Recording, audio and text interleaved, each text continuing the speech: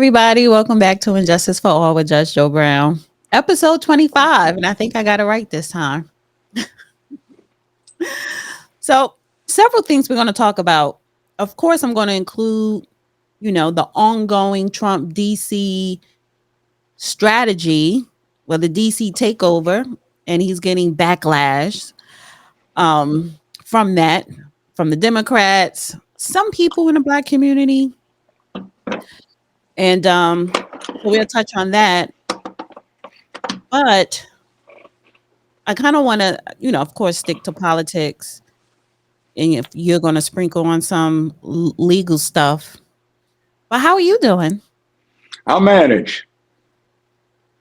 Okay. Well, did you hear? Newsom says California to draw congressional maps to end Trump presidency. Oh, that's so much nonsense. California Governor Gavin Newsom said California will move forward with drawing new congressional maps that he said will end the Trump presidency and allow Democrats to take control of the U.S. House of Representatives. Donald Taco Trump, as many call him, missed the deadline. California will now draw new and more beautiful maps that will be historic as they will end the Trump presidency. Dems take back the House.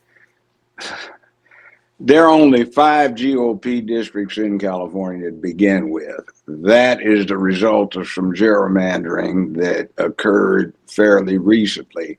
There's also a constitutional amendment in California that's in place that requires an independent citizen review of any redistricting request. In order to do what Newsom is talking about, he would require an amendment to the California Constitution that would have to start with a 2/3 majority in both the House and the Senate of the state, which is not likely to happen. Next thing is that you have to take this into context with 2 other very important factors. Most people haven't paid much attention, but 2020 was the 6th census episode that I had participated in as an adult where I filled out the forms, and it was the only one where I was not asked if I was a citizen. Under Article 1 of the U.S. Constitution, our bicentennial, that's once every 10 years, census is to be conducted for the primary purpose of apportioning representation in the U.S. House of Representatives. This was the only time, again, that I had not been asked my status as a citizen.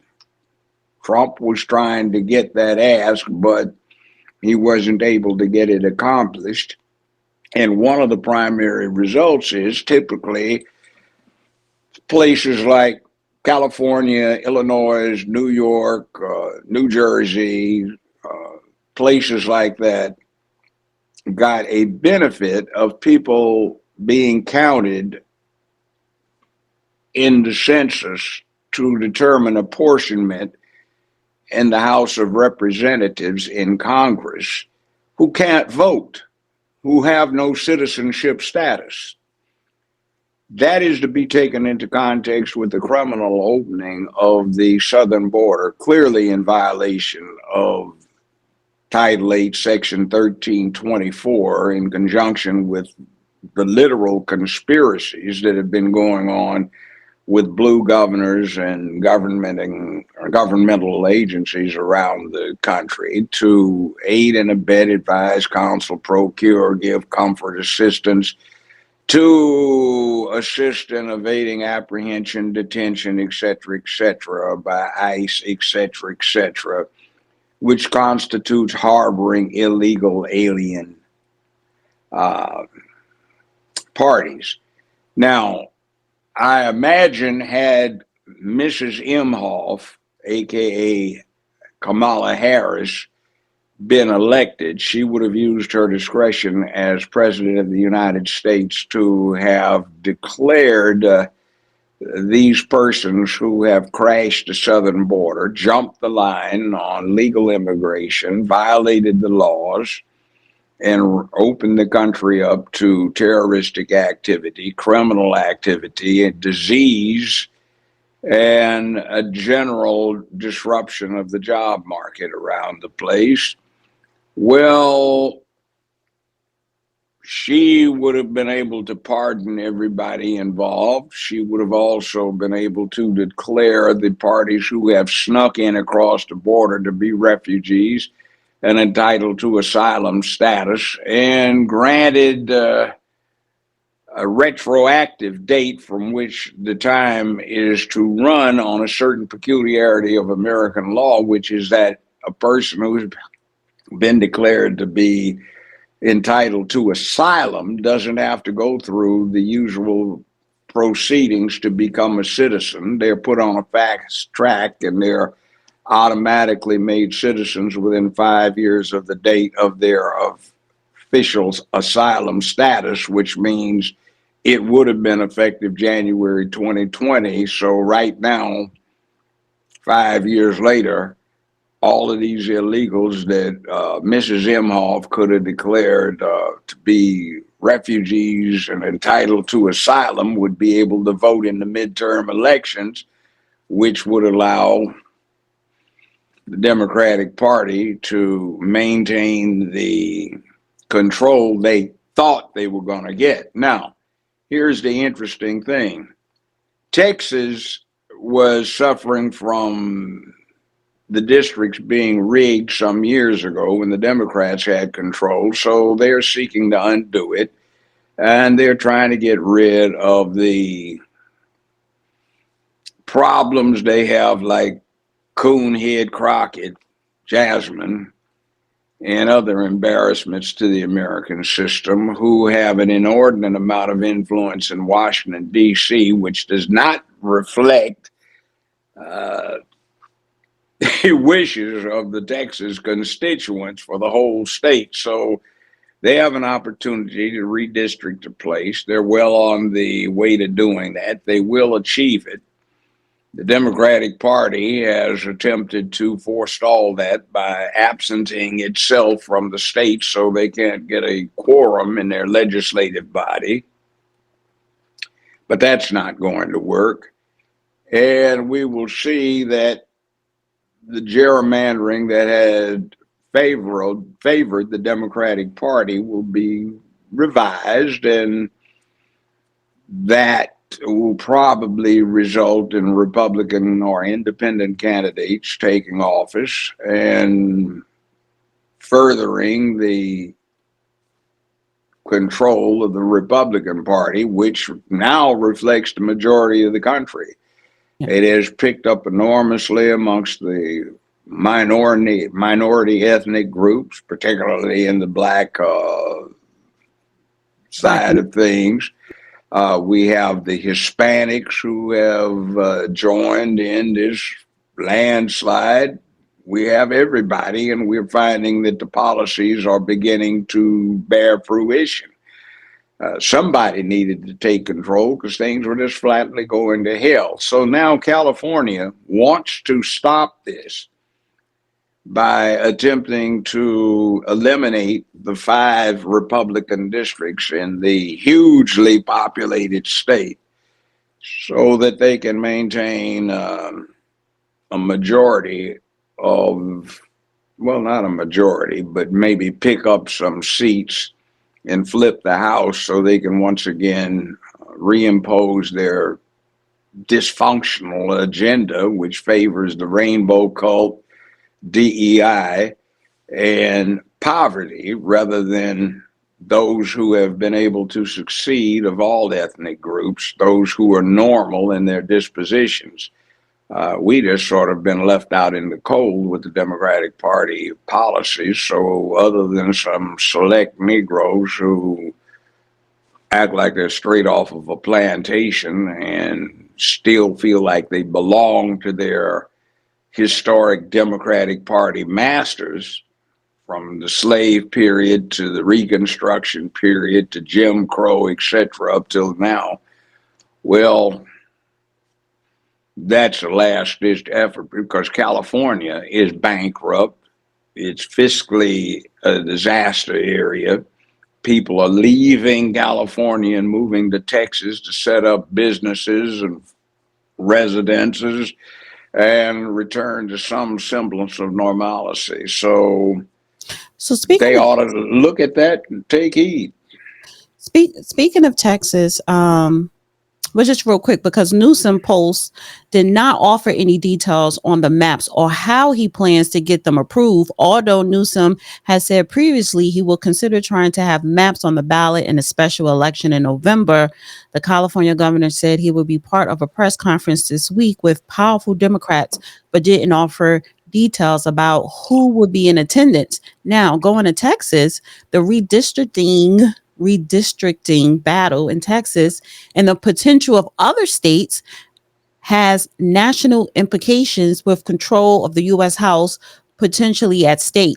The Texas the Texas GOP's proposed congressional map could net Republicans between 3 and 5 seats in the next year's midterm elections, seats that could make a difference as Republicans work to maintain their small majority in the U.S. House. Now, speaking of the House, Republican U.S. House Speaker Mike Johnson of Louisiana said Democrats would impeach President Trump for a third time if they gained the majority in 2026 midterm elections. Democrats will vote to impeach Trump on their first day. He conducted an interview with USA Today. Trump is the only president to be impeached twice, both times when the Democrats held the majority in the House. The first impeachment came in 2019 when he was charged with abuse of power related to the foreign interference in 2020 presidential election, and again in 2021 when he was charged with incitement of insurrection following January 6th attack on the Capitol, allegedly. You know, that shows the bankrupt nature of the JADs, jackass Democrats. They, under Article 2, Section 4, didn't even bring viable charges against Trump to get him impeached. What they alleged the first time is not one of the three things that the Constitution allows the president or vice president to be impeached for.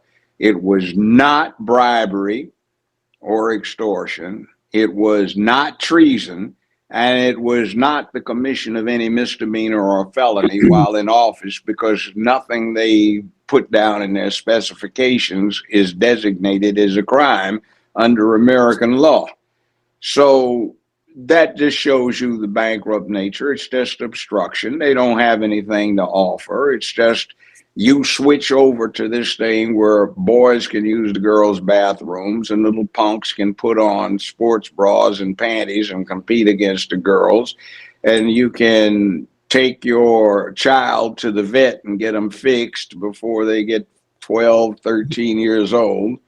Well, and all of that, that's all they're doing, and saying if you're flat broke busted, we're going to hold down the whole country just so we can keep you in a situation where you're helpless and totally dependent. We'll do that. So that's all we offer. And the American public said, hey, we just awakened a sleeping giant, so to speak. Not the woke nonsense, but you woke up the big boys, and they see what you're doing. It says here he was acquitted both times in the Senate. Johnson, the House Speaker. Well, that's what I'm saying. When it got to the Senate is charged under the Constitution, Article 2, Section 4, with trying the case, and they just said, well, what are we supposed to try? You didn't send us anything that we have the authority to try. It wasn't bribery, it wasn't treason, and it wasn't the commission of a felony or a misdemeanor while he was in office. So what did you do? You just wasted the time of the people, and you stupid idiots, you set up a precedent saying that you can go after somebody who no longer holds the office, which opens that up to Biden and Obama. Don't you realize what you've done?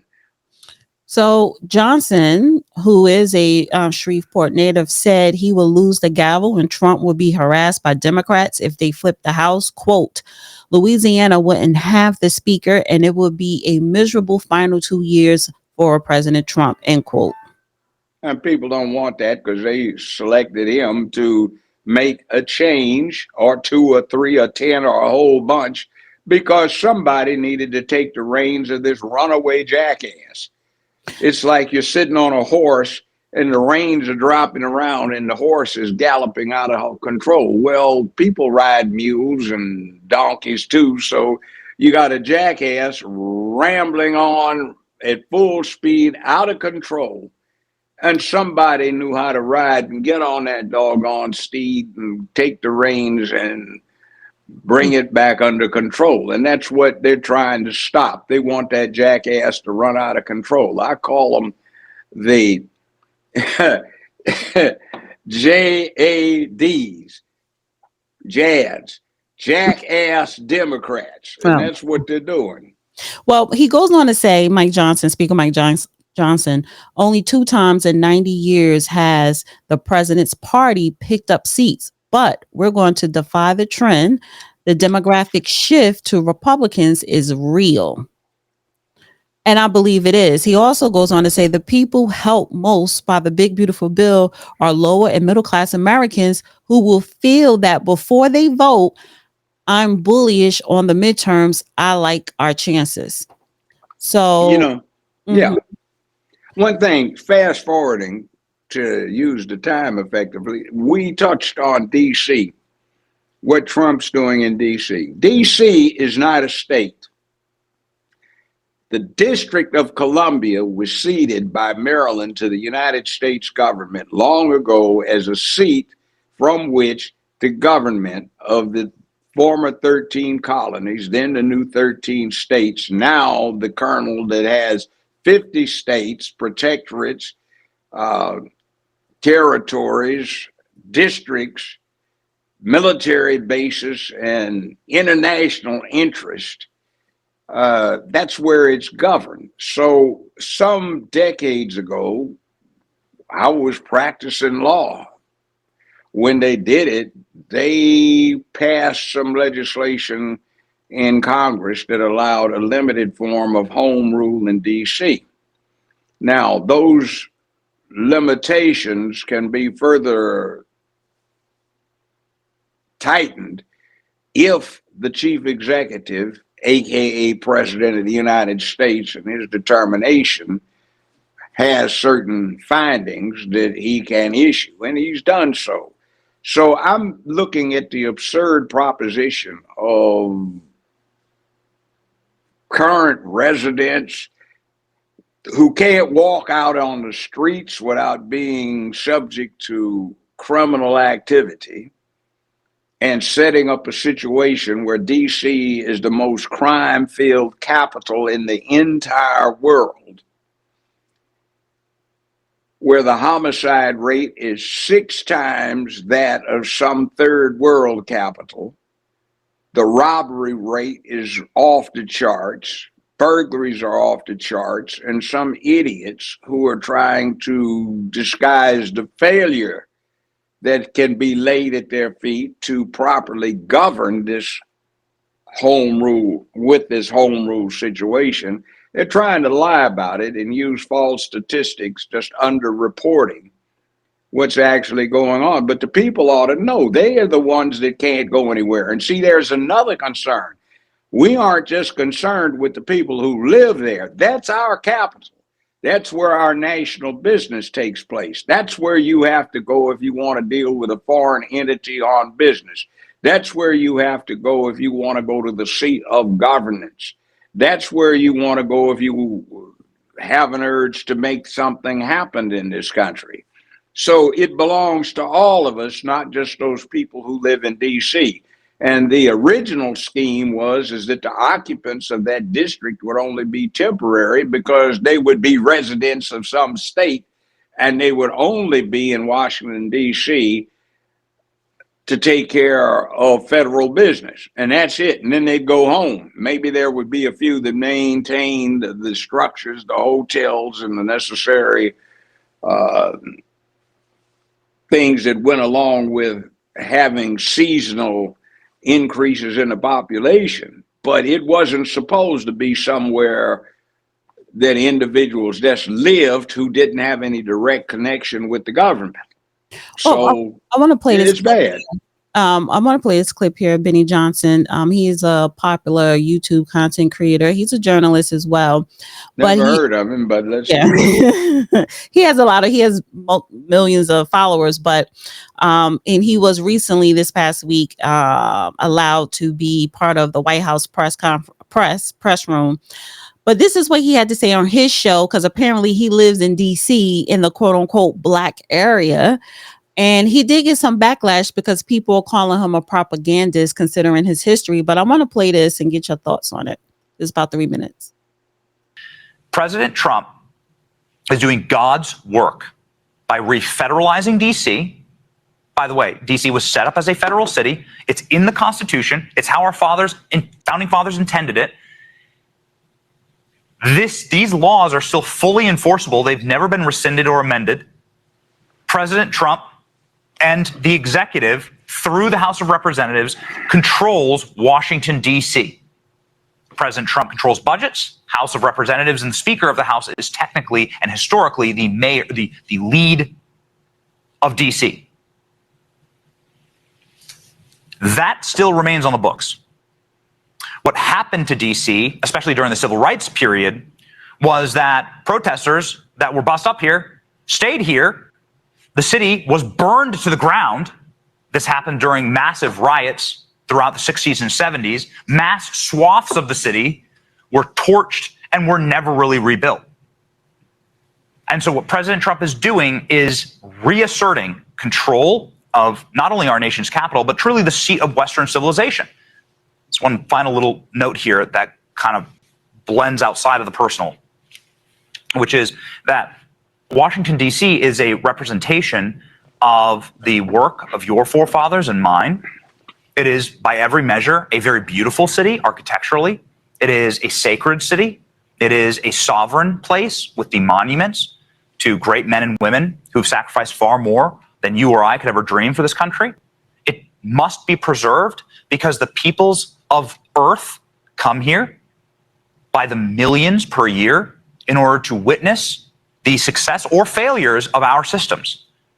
And if you are a proud patriot and you love this country and you wish for it to be reflected honorably to the peoples of Earth, then Washington, D.C. must be swept clean. I believe entire neighborhoods probably need to be emptied, need to be bulldozed. I believe that there are places that are so crime-ridden and so infested that you just need to, you're just going to have to crack down. You're going to have to do the job, and you're going to have to get the crime out of Washington. That's my personal experience.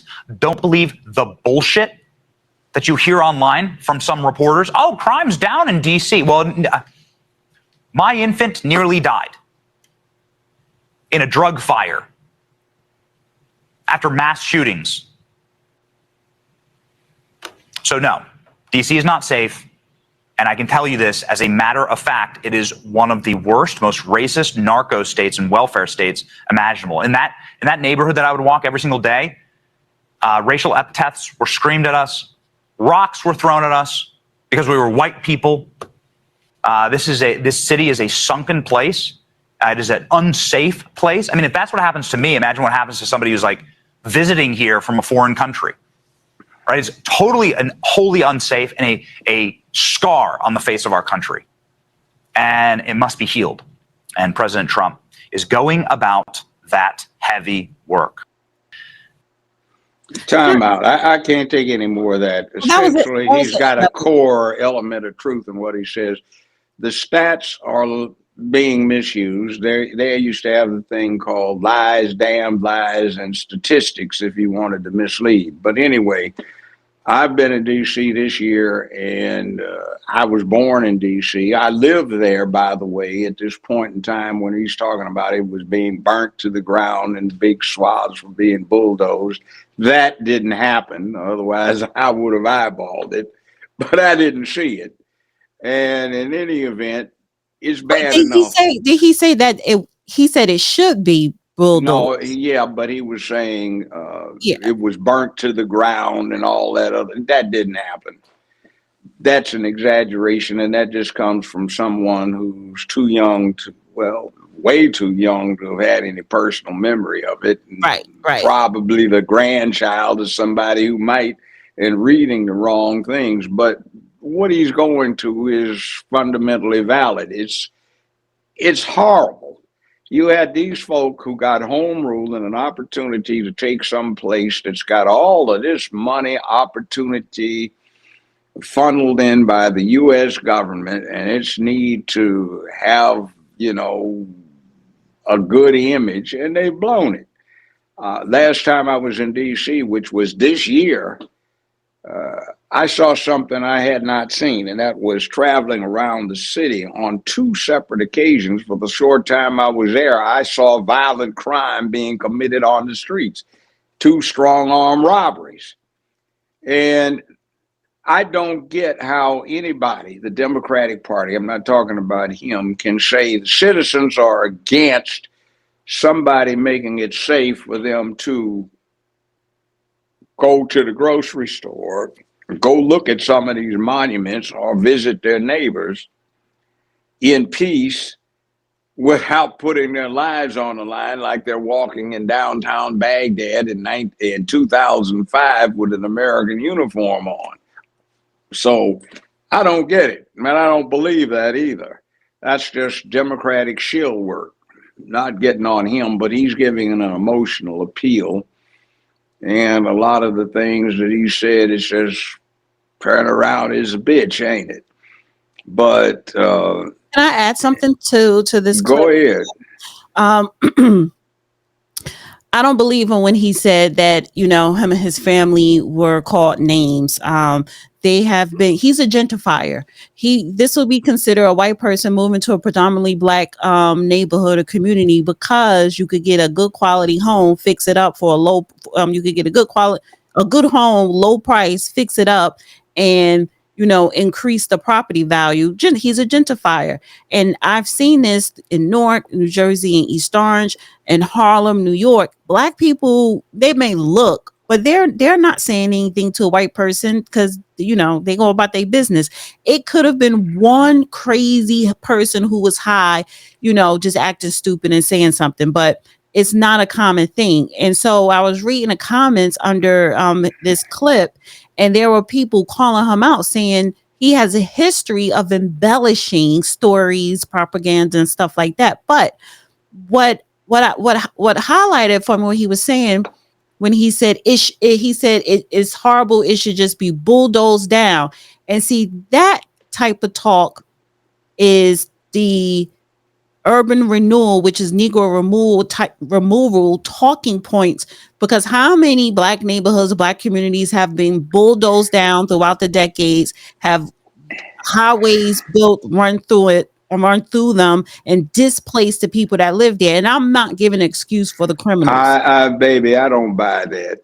I'm talking to his talking points, that type of ideology. And that type of ideology, you are highlighting what has happened throughout the decades towards black people and where they live at. And I'm not talking about from the 90s to now or the 80s to now when the neighborhoods really deteriorated. I'm talking about way before then. So my whole point here is, yes, you should not complain when the president want to bring in National Guards to decrease crime. No one shouldn't complain about that.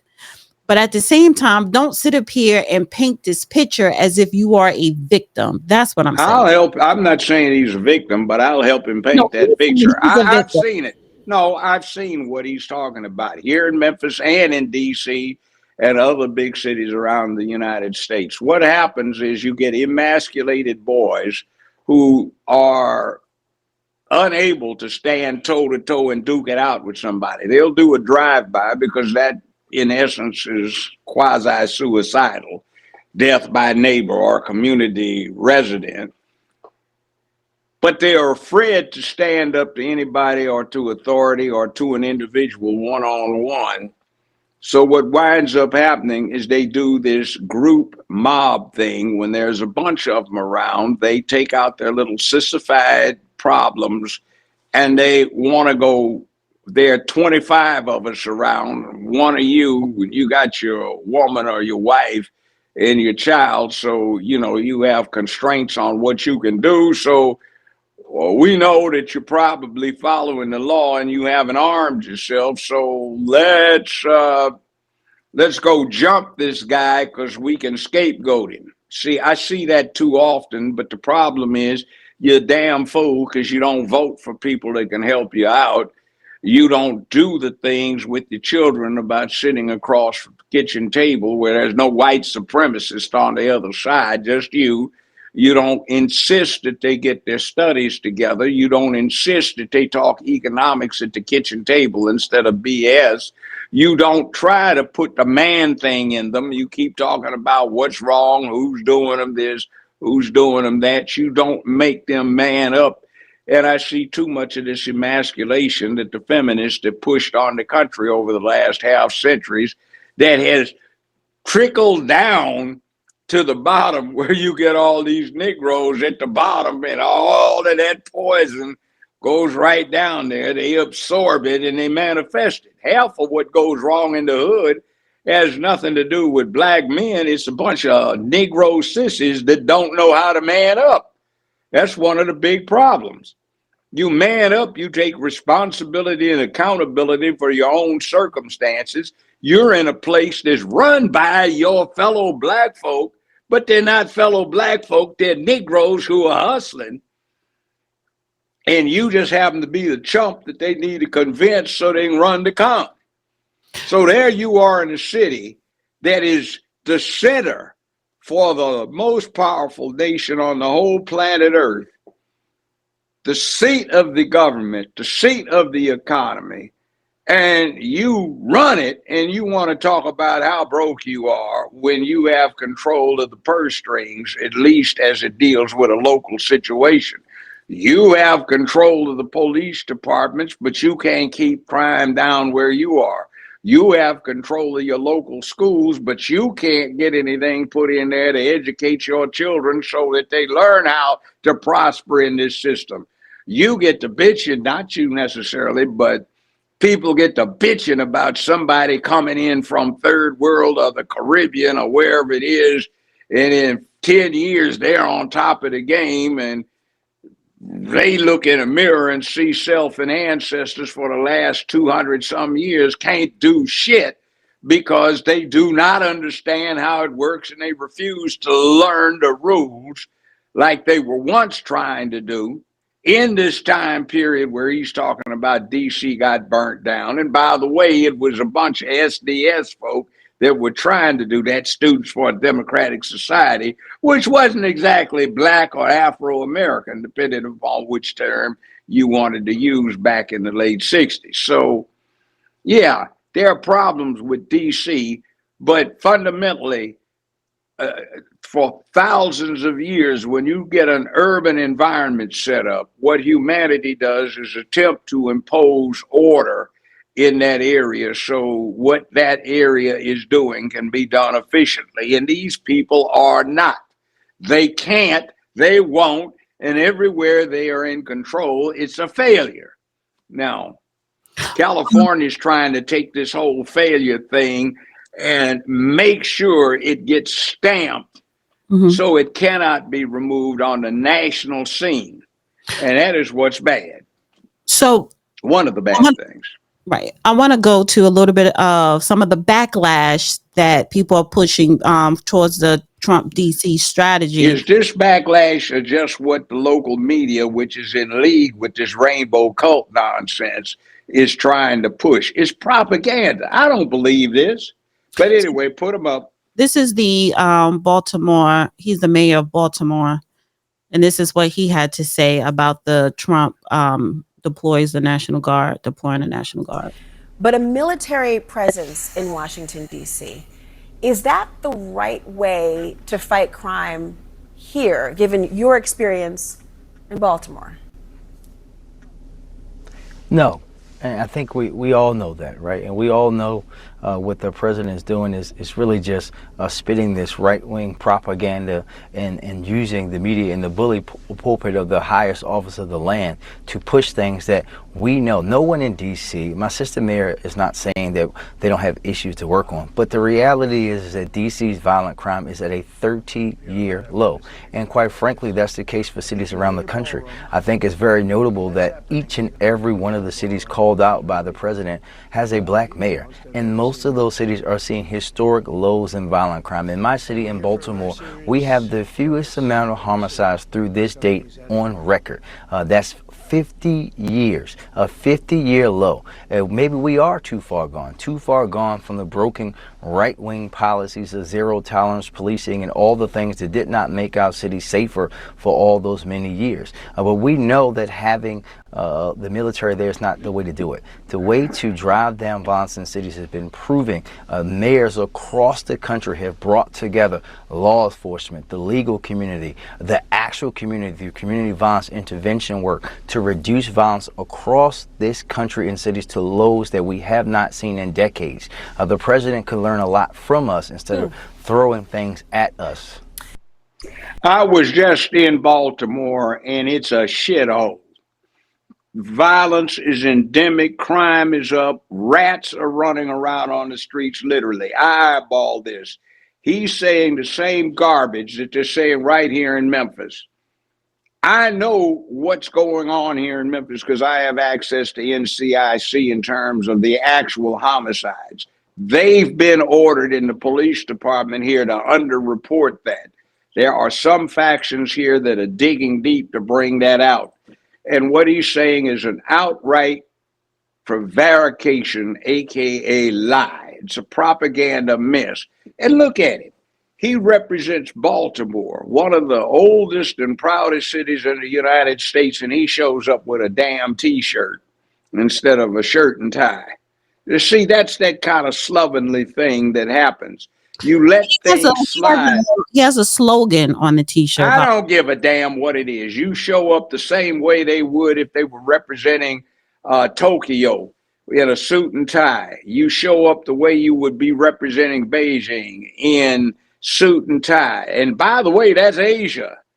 Those are not black folk. Those are Asians over there. You show up the same way you would if you were in Nairobi and you were an African.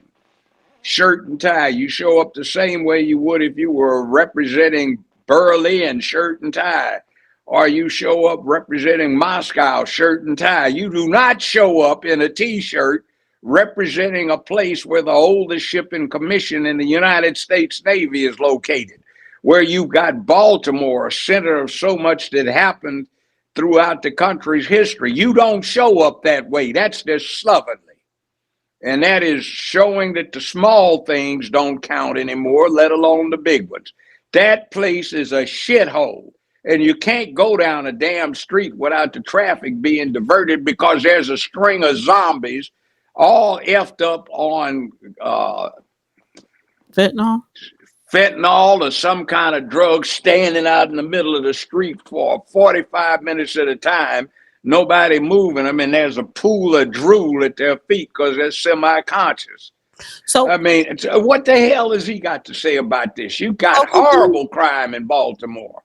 Well, he went on to say, quote, "It's very notable that each and every one of the cities called out by the president has a black mayor," end quote.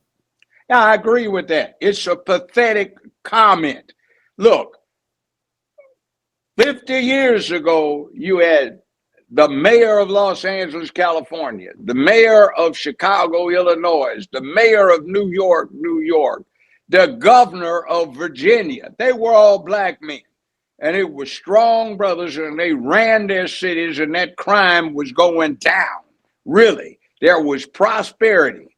And then you got this blaxploitation bullshit where fool Negroes started emulating Superfly, Rod O'Neal, and Fred the Hammer Williams playing Black Caesar and getting caught up with being stuck on stupid when the FBI was offering them an opportunity to get wealthy selling drugs, and then a damn fool, unmanly idiots were trying to justify ripping up their community so they could get personally wealthy. And now we've got everything from pimp preachers up in the pulpits to pimps sitting there walking through the hallways of legislative bodies to some slovenly somebody that doesn't even have the sense to put on a shirt and tie when he's representing one of the great cities in the country. And you got this whole thing of him whining again about somebody victimizing his sorry ass city that ought to be running it itself.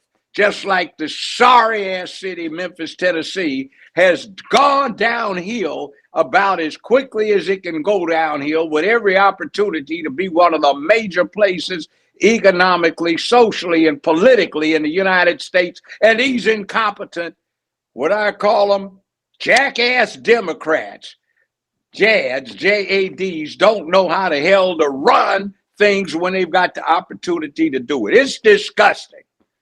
And most of them are too big a set of punks to even walk in the neighborhoods where they are supposed to be pandering to. That is what's so ridiculous. The mayor of Memphis has to have 5 to 8 uniformed cops as his bodyguard, and he ain't even 40 years old wherever he goes. And you have former mayors and congressmen and judges and representatives walking freely who retired from doing what they were doing. And nobody bothers them because they laud them.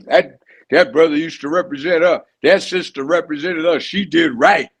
And these fools now can't even walk out in the streets because they're punks. And they need to put some manhood in their souls and run where they are in charge of running. They can't sit at a damn desk. They need to stop pandering to this sissified crap of boys in the girls' bathrooms. And they need to man the hell up and run the places like they're supposed to. And I'm not if you're homosexual, that's your business. Get your freak on in your bedroom. But when I'm talking about you can't leave it in the bedroom and you got to do your gay equivalent of doggy style or reverse cowgirl on top as a matter of public policy, that's a little crazy. All right. One more last thing here that I wanted to highlight. Injustice for all. That's an example of it. What is this? So this is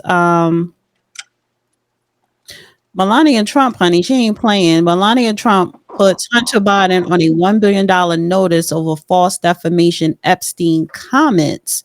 Let me play this. For more on this, I want to bring in George Washington University law professor, our friend Jonathan Turley. Nice to see you, sir. Good morning to you. Thank you, Bill. Good to see you. Here is Tom Homan with Martha yesterday afternoon.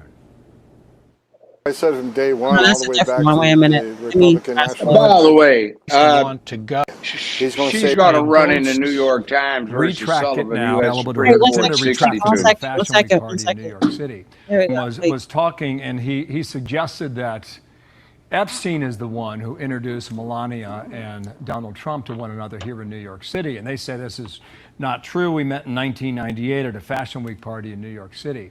Here's the statement on behalf of the lawyer for the First Lady. Failure to comply. She wants him to retract the statement, okay? Failure to comply will leave Mrs. Trump in no choice but to pursue any and all legal rights and remedies available to her to recover the overwhelming financial and reputational harm that you have caused her to suffer. They call this extremely salacious. Retract it now. And I think Hunter Biden was on a YouTube show just yesterday, perhaps, and he said, in response, blank that. Okay, we have our favorite crackhead figurehead for the United States, the scion of the Biden house. And he's a crackhead. Teeth are all rotted out from smoking crack. And yeah, but I don't think this is going to go anywhere except it will be a damnable inconvenience to the Bidens to have to defend this, and the point will be made, but the case is New York Times versus Sullivan, U.S. Supreme Court, 1962, when you're talking about public figures. And the truth of the matter is, hey, the Democrats haven't been able to produce anything quite like this. I think she's probably the best looking first lady that the United States has ever had. That has nothing to do with the lawsuit. Yeah, it does have a lot to do with the lawsuit. It's got to do with flat out jealousy. Remember, the Democratic Party, represented by Hunter Biden et al., Joe Biden et al., Kamala Imhoff et al., they represent that bunch that still has male apparatus and is trying to look pretty. But this is the real deal, and they can't handle it. They hate it that Trump is the one that's pulling it down rather than somebody being able to have a tranny that looks like that they can eventually put in the White House. I find it fascinating to watch the psychology involved. They hate Donald Trump because he's a billionaire, one. He's got a pretty wife, two. He's got a hugely tall son with a lot of potential and another one with great potential. They've been making a lot of money as a family. The next bloody thing is he's on top of it, and in spite of being what the jackass Democrats want people to believe, America doesn't hate somebody because they succeeded. You're supposed to love somebody by the Jad bullshit because they failed. That's crazy. So then you have somebody that came back after they thought they had killed him and buried him. They found out they didn't. He resurrected himself. And now he is their worst nightmare come true. And they don't offer an alternative because what Donald Trump offers is mainstream normal America / mainstream normal humans that are doing reasonably well should be who you direct things to. You can have an emergency reach out, but your entire set of policies should not be directed toward those at the bottom that have failed to exercise their opportunity to take advantage of what this system offers and lapse into a sorry excuse for why they can't do anything. It's somebody else's fault. Well, what the hell? There are no grizzly bears, lions, tigers out there trying to eat you for breakfast, lunch, or dinner. Nothing's trying to kill you except your fellow human. So, yeah, get it together. Learn how it works.